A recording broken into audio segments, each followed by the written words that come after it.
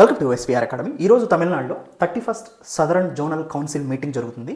Southern zonal కౌన్సిల్లో Andhra Pradesh, Karnataka, Kerala, Tamil Nadu, Telangana, Puducherry, Andaman Nicobar islands, Lakshadweep ఉంటాయి. దీంట్లో తమిళనాడు అనేది ప్రజెంట్ 31st సదరన్ జోనల్ కౌన్సిల్ని హోస్ట్ చేస్తుంది. ఈ సదరన్ జోనల్ కౌన్సిల్ అనేది ఎందుకు ఏర్పడింది, దాని యొక్క ప్రాముఖ్యత ఏంటో ఒకసారి చూస్తే, ఇది స్టేట్ రీఆర్గనైజేషన్ యాక్ట్ 1956లో పార్ట్ 3 ప్రకారం ఒక స్టాచ్యురీ అడ్వైజరీ బాడీగా ఏర్పాటు చేయబడింది. అంటే చట్టబద్ధమైనటువంటి చట్టాన్ని అనుసరించి చట్టబద్ధమైనటువంటి సలహాలు ఇచ్చేటువంటి ఒక సంస్థ అనమాట.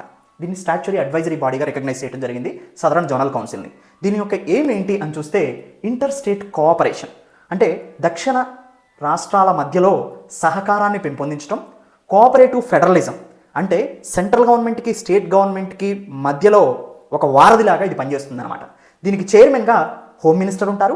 వైస్ చైర్మన్గా ఏ స్టేట్లో అయితే ఇది హోస్ట్ చేయబడుతుందో ఆ స్టేట్కి సంబంధించిన చీఫ్ మినిస్టర్ వైస్ చైర్మన్గా ఉంటారు.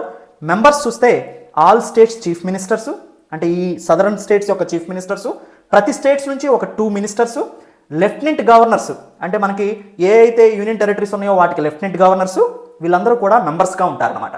అయితే ముఖ్యంగా మనం చూస్తే స్టేట్స్ వచ్చేసి ఆంధ్రప్రదేశ్, కర్ణాటక, కేరళ, తమిళనాడు, తెలంగాణ, ఈ 5 స్టేట్సు, తర్వాత పుదుచ్చేరి, యూటీకి సంబంధించిన పుదుచ్చేరి, అండమాన్ నికోబార్ ఐలాండ్స్, లక్షద్వీప్, 3 యూటీస్ కూడా దీంట్లో పార్టిసిపేట్ చేస్తున్నాయి. అయితే దీని యొక్క ముఖ్యమైన ఉద్దేశాలు మనం గమనిస్తే కొన్ని ఎగ్జాంపుల్స్ డిస్ప్యూట్ని రెజల్యూషన్ చేస్తాయండి. ఏమైనా 2 రాష్ట్రాల మధ్యలో కానీ అంతకన్నా ఎక్కువ రాష్ట్రాల మధ్యలో కానీ డిస్ప్యూట్స్ ఉంటాయి. ఇప్పుడు మేకదాతు ప్రాజెక్ట్ ఉంది, కర్ణాటక కావేరీ నది మీద కన్స్ట్రక్షన్ చేస్తామని చెప్తుంది, తమిళనాడు అబ్జెక్ట్ చేస్తుంది. ఇలాంటి కావేరీ వాటర్ డిస్ప్యూట్ అనేది క్లాసికల్ ఎగ్జాంపుల్. ఇప్పుడు అలాంటి డిస్ప్యూట్స్ ఎరైజ్ అయినప్పుడు ఈ సదరన్ జోనల్ కౌన్సిల్ మీటింగ్లో వాటికి సంబంధించి రివ్యూస్, వాటికి సంబంధించిన కోఆర్డినేషను, ఇంటర్ స్టేట్ కోఆపరేషన్ జరుగుతుంది.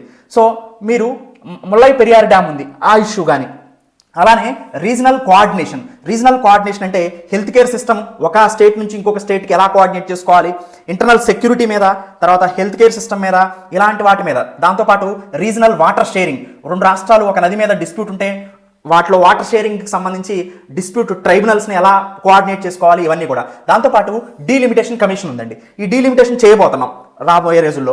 దానికి సంబంధించి ఈ అన్ని స్టేట్స్ మధ్యలో ఏకాభిప్రాయం రావడం కోసం, అంటే ఇది నేషనల్ వైడ్ది కాబట్టి నేషనల్ పాలసీతో అలైన్మెంట్ కోసం ఉన్నటువంటి అంశాలను కూడా దీంట్లో చర్చిస్తారు.